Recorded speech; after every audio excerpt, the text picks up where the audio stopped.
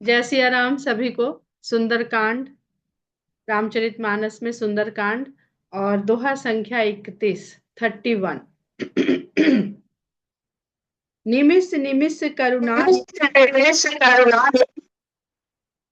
जाहि कलप सम बीति, बेग चलिय प्रभु आनिय, भुज बल खल दल जीति। हनुमान जी रामचंद्र जी को बता रहे हैं कि सीता के लिए एक एक निमिष किस प्रकार बीत रहा है, एक कल्प के समान बीत रहा है। तो हे प्रभु, आप अब शीघ्रता से चलिए। और राजरानी जी ने बताया था ना कि सुंदर कांड में त्वरा है। वेग जो शब्द है वो वेग से ही बना है, वेग, वेलोसिटी, वेग। तो उसमें गति रहती है। तो कह रहे हैं जो अवधि में वेग शब्द है वो गति से भी तेजी को जब बताना होता है, बहुत जल्दी, जल्दी से जल्दी। नारद जी कहते हैं ना, जहि विधि नाथ होए हित मोरा, करहु सो बेग दास मैं तोरा। तो बेग शब्द है कि, और हनुमान नारद जी को कहीं जाना नहीं पड़ा और भगवान वहीं आ गए और उनके कल्याण का उन्होंने सारा रच दिया। प्रपंच रचा लेकिन नारद जी के कल्याण का रचा उन्होंने, माया फैलाई भगवान ने सारी। तो अब यहाँ पर हनुमान जी कह रहे हैं कि आप तो इतनी शीघ्रता से पहुंचने वाले हैं सब जगह कि भक्त आपका स्मरण करे और आप वहां पर तुरंत पहुंच जाते हैं। तो बेग चलिए प्रभु आनिया, भुज बल खल दल जीत। तो अपनी भुजाओं के बल से इन दुष्टों के दलों को जीतिए जल्दी से चलकर, और सीता जी को लेकर के आइए। सुन सीता दुख प्रभु सुख आयना, भर आए जल राजीव नैना। सीता जी के दुख को सुन करके भगवान जो सुख के धाम हैं उनके भी नैनों में अश्रु भर आए। बचन काय मन मम गति जाहि, सपने हु बूझी विपत्ति की ताहि। हनुमान जी और रामचंद्र जी का जो ये संवाद हो रहा है ना, ये सुंदरकांड में, ये संवाद आपको रामचंद्र जी के साथ किसी के साथ भी सुनने को, पढ़ने को कहीं नहीं मिलेगा। अयोध्या कांड में भरत जी के साथ भी नहीं मिलेगा। कहते हैं एक तरफ वो बता रहे हैं सीता कह अति विपति विशाला, बिनहि कहे भली दीन दयाला। और उधर कह चुके हैं कि नाम पाहरु दिवस निस ध्यान तुम्हार कपाट, लोचन निज पद जंत्रित जाहि प्राण के ही बाट। तो सीता जी प्राण तो त्यागना चाहती हैं, पर आपके स्मरण के कारण उनके प्राण उनके शरीर से निकल नहीं पा रहे हैं, क्योंकि आपके नाम की पहरेदारी लगी हुई है वहां पर। उस पहरेदारी के कारण प्राण तो नहीं निकल रहे हैं, लेकिन उस प्राण को धारण किए हुए जो सीता माता की देह है वो बहुत विपत्ति में फंसी हुई है। सीता कह अति विपत्ति विशाला, बिनहि कहे भली दीन दयाला। तो रामचंद्र जी कहते हैं बचन काय मन मम गति जाहि, जिसको भी मन, वचन और काया से मेरी गति हो। काया की बात हो रही है, क्योंकि प्राण तो सीता जी के राम के नाम ध्यान स्मरण के द्वारा सुरक्षित है, लेकिन जो देह है उनकी, वैदेही की जो देह है वो लंका में बंदी हो गई है। तो भगवान कहते हैं कि जो कोई भी वचन से, काया से, मन से मुझ तक गति को रखता है, मुझ पर गति रखता है, सपने विपत्ति की ताही, उसको भला स्वप्न में भी कोई विपत्ति आ सकती है। सपने बूझी विपत्ति की ताही। तो अब सीता सीता माता क्या मन से तो मन से राम का स्मरण कर रही हैं, वचन से भी बता रही हैं, और काया से क्या नहीं कर रही हैं। तो ऐसा नहीं है। यहाँ पर भगवान उन जीवधारी प्राणियों के लिए ये बात कह रहे हैं जो न मन से, न वचन से, न काया से भगवान की ओर उन्मुख होते हैं। वो कौन लोग हैं? वो लंकावासी हैं, जो लंका में निवास करते हैं। बचन काए मन मम गति जाही, सपने बूझी विपत्ति का। हे हनुमान, जो तुम समझ के आ गए हो ना कि सीता के अति विपत्ति विशाला, बिनहि कहे भली दीन दयाला, तो ठीक बात है, तुम तो कह रहे हो कि बिना कहे, क्योंकि हमारा और उनका जो संबंध है वो तो रामचंद्र जी के वचनों को हनुमान जी वहां पहुंचाए आए हैं कि एक बस मेरा मन ही जानता है और वो तुम्हारे पास है। तो बहुत, जो राम और सीता का जो प्रेम यहाँ पर प्रकट हुआ है वो सुंदरकांड की सुंदरता है। कहीं पूरी रामचरितमानस में आपको सीता और राम के इस प्रेम के दर्शन होते हैं? कहीं नहीं होते। और इस प्रेम के दर्शन तब होते हैं जब सीता और राम का वियोग दिखता है। तो जब आत्मा का परमात्मा से वियोग हो जाता है तभी आत्मा दुख में फंसती है। पर आत्मा तो शरीर है नहीं, और दुख भोगने के लिए शरीर की आवश्यकता है।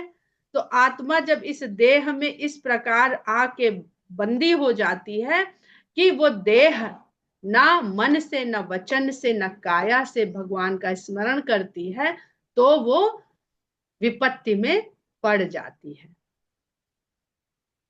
तो ये जो वियोग यहाँ पर राम और सीता का सुंदर कांड में नजर आ रहा है, इसके अनेक कारण हैं। एक तो आत्मा परमात्मा के वियोग से देहधारी मनुष्य के दुख का वर्णन है, और अगर ये वियोग नहीं होता तो ये जो संसार है, ये राम और सीता के आपस पारस्परिक जो प्रेम का तत्व है, रामचंद्र जी ने अपने प्रेम को तत्व के रूप में बताया है ना। हम लोग ने अभी वो पढ़ी थी चौपाई, सबको याद होगा। तात्विक प्रेम है, दैहिक प्रेम नहीं है, भावनात्मक प्रेम नहीं है, तात्विक प्रेम है। तात्विक प्रेम कभी बदलता नहीं, भावनात्मक प्रेम भी बदल जाता है। दैहिक प्रेम तो कहने की आवश्यकता नहीं है, सभी उसको जानते समझते हैं। जो भावात्मक प्रेम होता है वो रोज बदलता है, सुबह कुछ और रहेगा, शाम को कुछ और हो जाएगा। बात अच्छी लगी तो अंदर अच्छी भावना आ गई, यहाँ देह का लेना देना नहीं है। कोई बात बुरी लग गई तो हम लोग अपने अपने जीवन साथियों की, अपने बेटों की, बेटियों की, मित्रों की भावना तुरंत बदल जाती है। और राम और सीता का जो प्रेम है वो तात्विक प्रेम है। तात्विक प्रेम के दर्शन केवल हनुमान जी कर सकते हैं, सांसारिक लोग उस तात्विक प्रेम को नहीं समझ सकते हैं, इसलिए वियोग के द्वारा उस तात्विक प्रेम के दर्शन करवाता है ये सुंदर कांड। और प्रेम ही सबसे सुंदर है। ढाई आखर प्रेम का पढ़े सो पंडित होए। जिसको खाली पढ़ लेने से पांडित्य प्राप्त हो जाए, वो अगर उस प्रेम को कर ले तो क्या विद्वता हासिल होती होगी, ये भी समझने की बात है। बात सब वही तक हमको ले जाती है, ईश्वर के चरणों में प्रेम के तरफ ही ले जाती है। वो कहने वाला चाहे कोई भी हो, जिसने जान लिया उसने जान लिया। सोई जान ही जेहि देहु जनाई, जानत तुम्हें हो जाई। और राम का मन सीता के पास है तो वो तो राम सीता है और सीता राम है। अगर सीता अपने चरणों को देख रही हैं तो वो अपने चरणों को लोगों के देखने में देख रही हैं, लेकिन वो चरण राम के ही हैं जिन चरणों को सीता देख रही हैं। यही तत्व है, राम और सीता के मध्य का जो तत्व है वही एक तत्व है, परम तत्व है। कहे हनुमंत विपत्ति प्रभु सोई, जब तब सुमिरन भजन न होई। तो हनुमान जी कहते हैं कि हाँ प्रभु, ये तो आप सही कह रहे हैं कि विपत्ति तो वही है जब तक आपका स्मरण ना हो, आपका भजन ना हो, तभी तक सुमिरन है। तो हनुमान जी भी समझ रहे हैं, वो तो सीता माता को देख के आ रहे हैं और सब बता भी रहे हैं। तो हनुमान जी भी समझ रहे हैं कि विपत्ति में कौन पड़ा है और किसको विपत्ति मानना चाहिए इस संसार में। केतिक बात प्रभु जातु धान की, ये जो जातु धान की बात तुरंत कह दी हनुमान जी ने कि जा राक्षसों की बात ही कितनी है, रिपुहि जीत आने भी जान की। शत्रु को जीत करके आप माता को ले आइए। सुन कपितो ही समान उपकारी, नहीं को सुर नर मुनि तनुधारी। तो राम और सीता के इस तात्विक प्रेम को केवल हनुमान समझ रहे हैं, देख रहे हैं। तो क्योंकि लक्ष्मण जी तो राम के साथ हैं, वो सीता की दशा को देख नहीं रहे हैं। और जब सीता को उन्होंने राम से अलग देखा है, तो उन्होंने सीता का क्या रूप पाया है? क्रोध का, अपशब्द का। तो लक्ष्मण जी का भी भाव वो नहीं है जो हनुमान जी देख पा रहे हैं। तो राम कहते हैं कि हे कपि, तुम्हारे समान कोई भी उपकारी नहीं है, वो चाहे देवता हो, नर हो, मुनि हो, या कोई भी देहधारी जीवधारी, कोई भी देहधारी जीव हो, तुम्हारे समान कोई उपकारी नहीं है। क्योंकि तुम ही हो जो इस संसार में ये स्थापित कर सकते हो कि राम और सीता एक ही हैं। प्रति उपकार करूं का तोरा, इसके लिए मैं तुम्हारा क्या उपकार करूं? लाख आते नर्तन धरते और सबको खत्म करके, राक्षसों को और रावण को खत्म करके चले जाते, पर अगर हनुमान जैसा भक्त नहीं होता तो क्या भगवान की भक्ति की स्थापना हो पाती इस संसार? उनका आना और करके जाना समय के साथ ही विलीन हो जाता। तो उस कार्य को संसार में नारदादि तो यश गाएंगे, पर यश गाने से खाली नहीं होता है, उसको जो कर भी सके, उस भक्ति को धारण भी कर सके। बहुत सुंदर प्रसंग है, देखिएगा, भगवान और भक्त की एक रूपता यहाँ देखिएगा। अगर राम और सीता तात्विक रूप से एक हैं, तो यहाँ हनुमान जी और राम जी के द्वारा आपको भक्त और भगवान के भी एक रूपता के दर्शन होंगे। प्रति उपकार करो का तोरा, इसके बदले में तुम्हारा क्या उपकार करूं? सन्मुख हो न सकत मन मोरा, मेरे मन में जो भी है वो मैं तुम्हारे सामने नहीं कर सकता हूँ। क्योंकि वो तो अभी हनुमानी जी से कहलवाए हैं कि एक ही मन है मेरा, वही जानता, वो तुम्हारे पास है। तो हनुमान जी कहेंगे, प्रभु कितने मन आप रखे हुए हो, आपका मन तो आपके पास है नहीं, तो आप हमें क्या दिखा रहे हो ये? तो भगवान उसमें उनको कह दे रहे हैं कि तुम वहां भी देख रहे हो, तो चाहे उनके मन के दर्शन कराए हो तो भी तुम जान रहे हो, और मेरे सामने हो तो मेरे सामने तो तुम जानते हो कि मेरा मन तो मेरे पास है नहीं। तो मैं तुम्हें कैसे, ये इतना सुंदर भाव है कि सुन सुत तो ही उड़िन में नाही। अगर हम किसी के बदले में किसी को कुछ दे देते हैं, तो उपकार का बदला उपकार से चुका करके हम मुक्त हो जाते हैं। आज फलाने मेरे दोस्त ने हमारे घर में ये डब्बे में हलवा बना के भेजा था, कल हमने उसमें लड्डू बनाए और उसको वापस भेज दिया, हिसाब बराबर। लेकिन भगवान भक्त के इस उपकार को उतारना नहीं चाहते हैं। सुन सुत तो ही उरिन में नाही। हमें लगता है कि शायद पहली बार रामचंद्र जी ने हनुमान जी को सुत कह के संबोधित किया है। ये भी रिसर्च का विषय है सुंदरकांड में। और अब कैसे हनुमान जी की बात करते हुए उनको सीता का भाव पूरा समझ में आ रहा है, और उन्होंने भी हनुमान को सेवक से सुत के रूप में संबोधित कर दिया कि हे पुत्र, मैं तुमसे उऋण नहीं हो सकता हूं, मैंने मन में विचार करके बहुत देख लिया है। पुनि पुनि कपि चितव सुर त्राता, लोचन नीर पुलक अति गाता।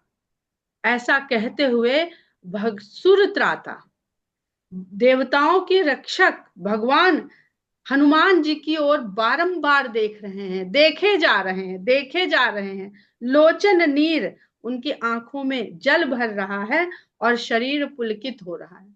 अभी तक जितनी कथा हम लोगों ने सुनी है, तो वहां बहुत बार ये पढ़ने को मिला, जानने को मिला कि भगवान के स्मरण से या भगवान के दर्शन से कितने सारे भक्तों के आंखों में जल आया और शरीर पुलकित हुए, रोमांच हुआ शरीर में।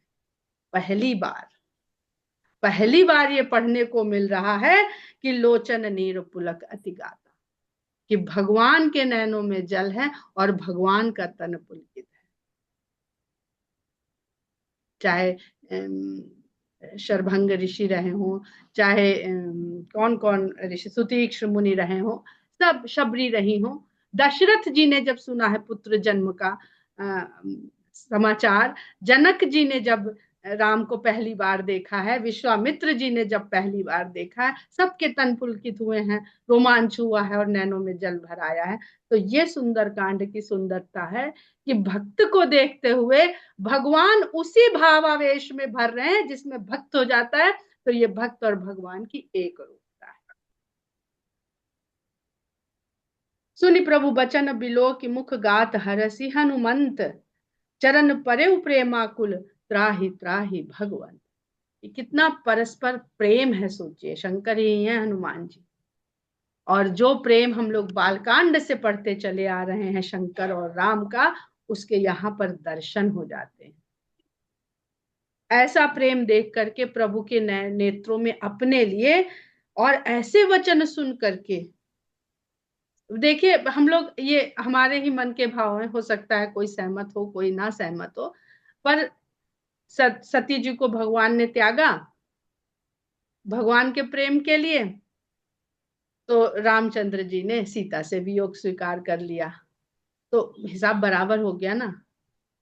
लेकिन ये यहाँ पर जो हनुमान जी ने कर दिया कि उनको उनकी प्रिया से मिलवाने का कार्य जो किया, तो इसको भगवान लिए रहना चाहते हैं ऋण के रूप में, कि आपका कभी ऐसा वियोग ना हो अब पार्वती जी से कि हमें इस ऋण को उतारना पड़े, तो मैं उऋण ही रहूं, अब इससे ऋणी ही बना रहूं आपका, इस ऋण को कभी ना उतार पाऊं आपके। बहुत सुंदर सुंदर भाव हैं इसमें।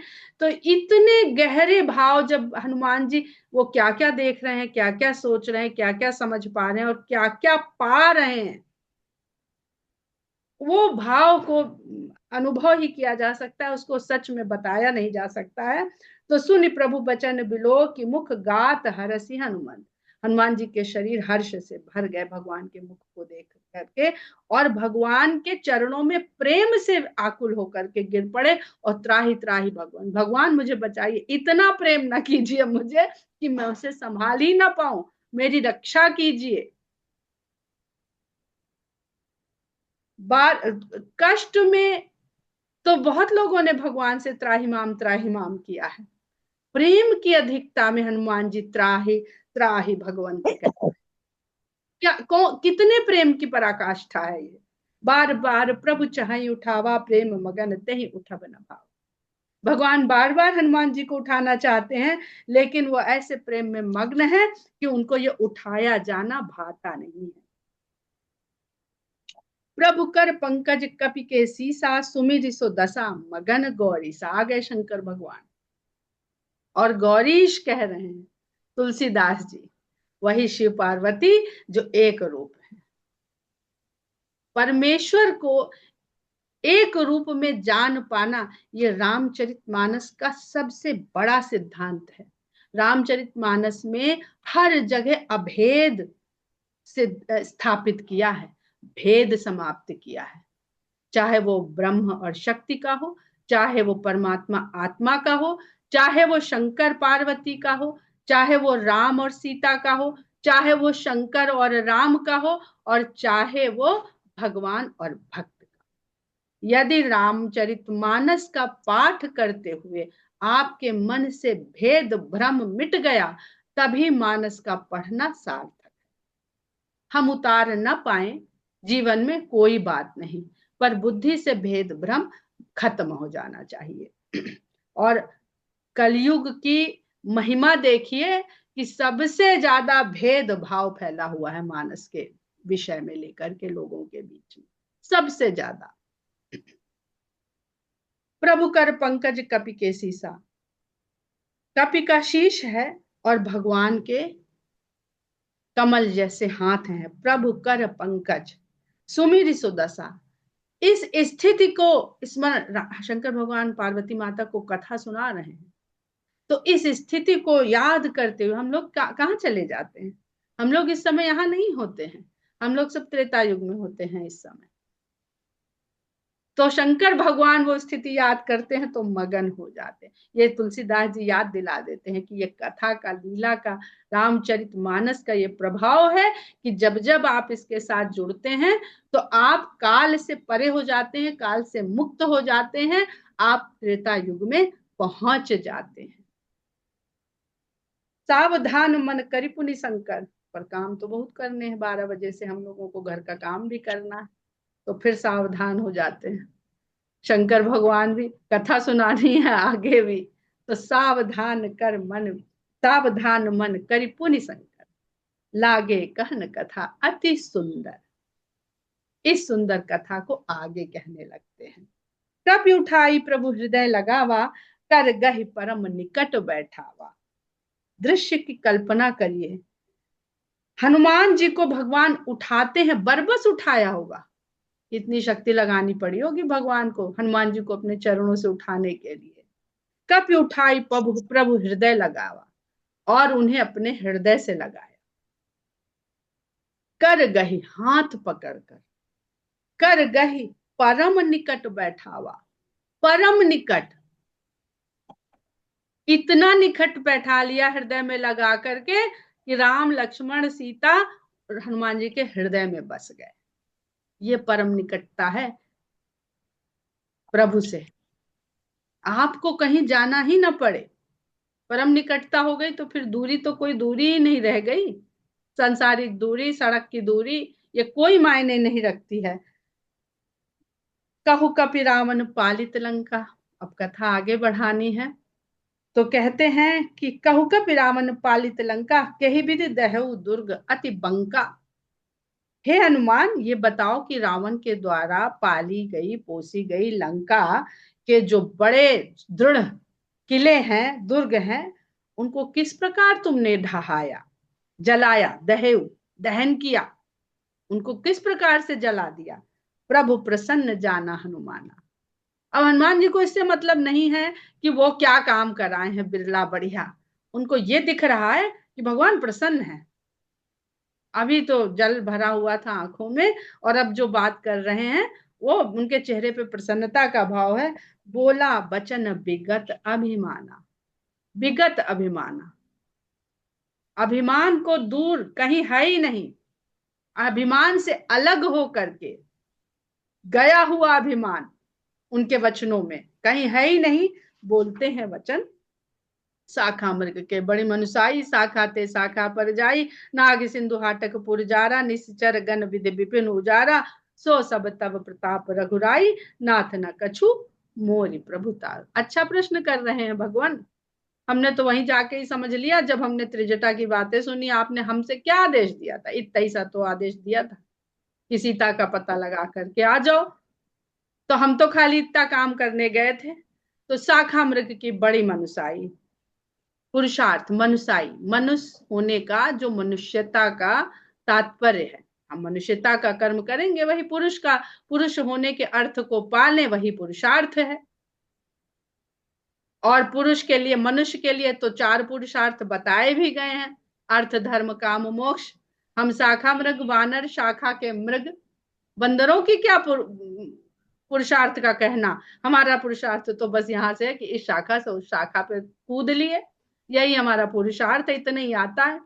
उधर फल देखा कूद के वहां चले गए, फल नहीं भी देखा तो खेल ही खेल के लिए कूद रहे हैं इधर से उधर। वानर कभी शांत नहीं बैठता।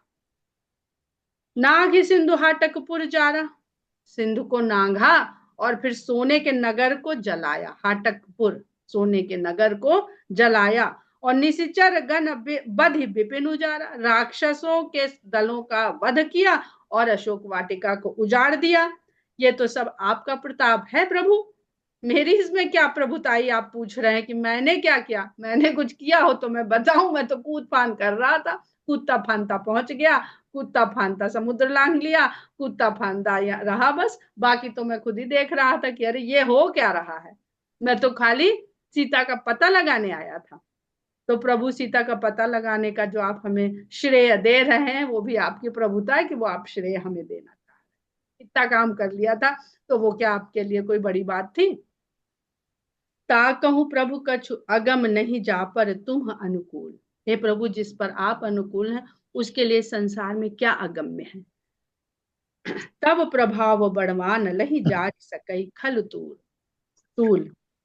आपके प्रभाव से रुई का एक पाहा भी पूरे के पूरे वन को भस्म जला सकता है, जलाने की शक्ति रखता है।